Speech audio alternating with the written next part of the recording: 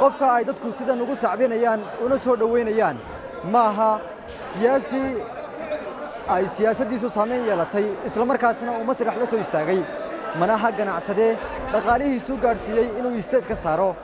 manaha fannaan masrixiyad weyn ku leh fanka laakiin waa ciyaartow ka dhabeeyey xirfaddiisa daacadna uu ahaa muddo samaanha laakiin wakhtiguu u ilaaway kadibna noqday mid ka mida dadka caadiga anaa markaa isweydiinayey waxaan isweydiinayey tolo hargeysa maxay kugu ilowday tolo hargeysa ma dabaqyadaa dhaadheer bay kugu ilaabeen tolo hargeysa ma gawaaridan iyo waddooyinkan soo batay kugu ilaabeen tolo hargeysa ma dakhligan iyo hantidan aadka u fara badan ayay hargeysa kugu ilowday laakiin halkaa maanta caawadan waxaan ka dareemayaa inaanay hargeysa marnaba aanay ilaabin markii uu masraxa soo galay Siciid Maxamuud Axmed Wisti dad badan faham kamay haystin Wisti iyo noloshiisa balse markii uu bilaabay inuu ka warramo waayihii adkaa ee noloshiisa iyo kuwii wacnaa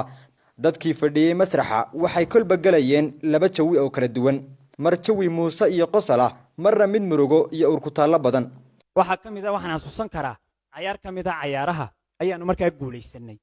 dhalinyaro aanay garanayn magacayga mooyaane jacayl ay qabaan ayay garbahay saareen deetana way ila carareen deetana way silaabeenoo albaabka ay gala baxeen aniguna waan isu dhiibay runtii askari baa deetana naga soo daba cararayo askarigii baa xabad naga agriday deetana iyaguna way ku dhaxeen way sii daayeen dhulkan runtii si xun aan u galay askarigii baan kor u eegay oo aan ku yidhi war askari maxaad sidaa u yeeshay markaasuu igu yidhi ismaan lahayn sidaasaad u dhici doontaa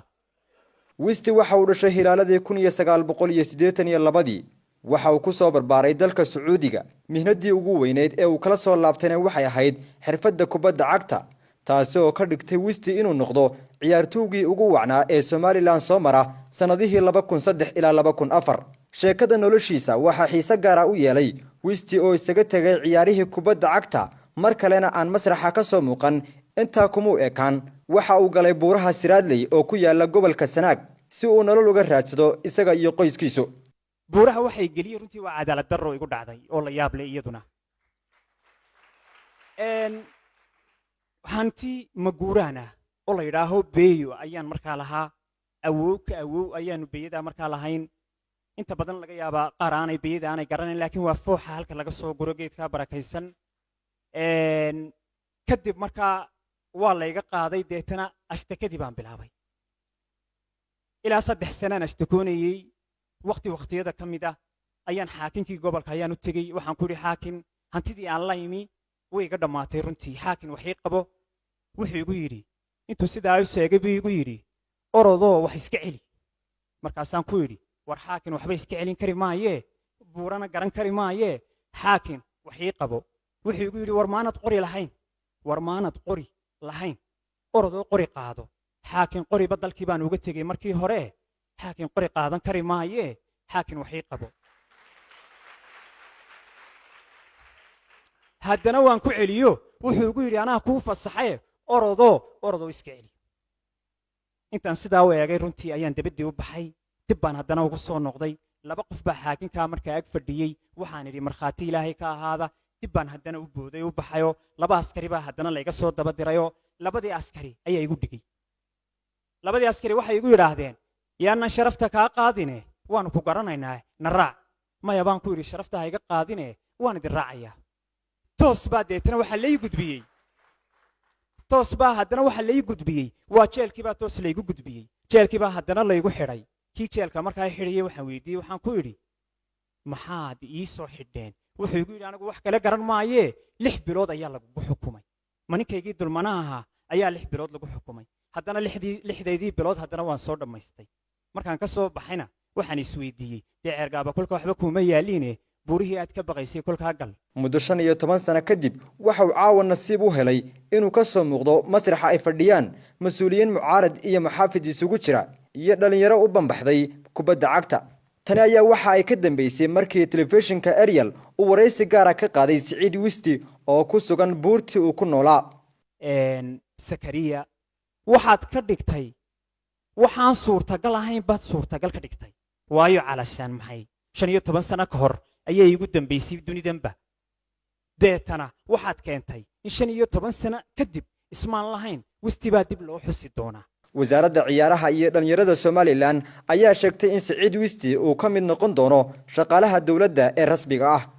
waxaanu ballan qaadaynaa Siciid iyo dadka lamid ah inaanu gacan qaban doono insha Allah Siciid neeb ku dadaalayna hay'adda shaqaalahana waan ka hadalay shaqaalaysiintiisa insha Allah waxaan rajaynayaa inaanan habeen ka seexan saacad ku luminin sidii uu Siciid u heli lahaa shaqaalaha dawladda laakiin ma aha kaliya wuxuu u baahan yahay inuu bayro dawlad galo oo uu noqdo qof shaqaale ah wuxuu u baahan yahay tacafar badan noloshiisa inta hadhay la geliyo mas'uuliyiin ka socotay xisbiyada mucaaridka ah iyo marti sharaf kale ayaa yana munaasabada hadalla u badnaa dhiirigelin ka yiri runtii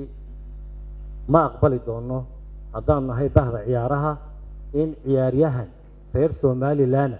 oo Somaliland ku nool uu karaamo darro ugu noolaado Somaliland gudaheeda aynu maantana ku xusayno walaalkeen 2003-2004 ahaa halyigii kubadda cagta ugu qiimaha badnaa ee dalka soo maray qadarinta iyo xushmadda iyo jacaylka Siciid wuxuu ku kasbaday hibadii Ilaahay siiyay iyo taariikhdu ku qoray cagtiisa uu ku qoray waa sanad quraata waa 2003-2004 Siciid waxa leeyahay soo dhawow 2003-2004 dadkii aad ka daawan jiray stadiumka ku xidhnaa baan ahaa taariikh fiican buu ku lahaa mar labaad iyo mar saddexaad soo dhawow baan leeyahay walow aanu iga farxin jirin anigoo iga cadhaysiin jiray markastuu na garaaco sababtoo anigu Hargeysaan taageersanaa isna gobolka Sanaag u ciyaarayay wallaahi Siciid cid aliyaale cid yahay makada aan idin hadlay inaanan garanayn wallaahi inaanan garanayn kaliya ta Siciid inuu nin ciyaaryahan yahay dadka reer anigu isagoo ciyaarayana ma anagan idin ku daray gabagabadii munaasabadana waxa abaalmarino kala duwan la siiyay dhalinyaradii ka soo shaqaystay in Wisti la xasuusto 15 sano kadib Wisti iyo dhalinyaro fara badan oo kale oo xirfad lahaa waxay xirfadoodii ku luntay markii ay waayeen taageero dhaqaale ama dawlad kor u qaada xirfadooda isla markaasina dhiirigelisa waxaana isaga shakadiisu ay dhiirigelin u noqonaysaa dhalinyaro fara badan oo hadda mihnadayaal ah Axmed Saciid Xasan Axmed Shimaali Ariel TV Hargeysa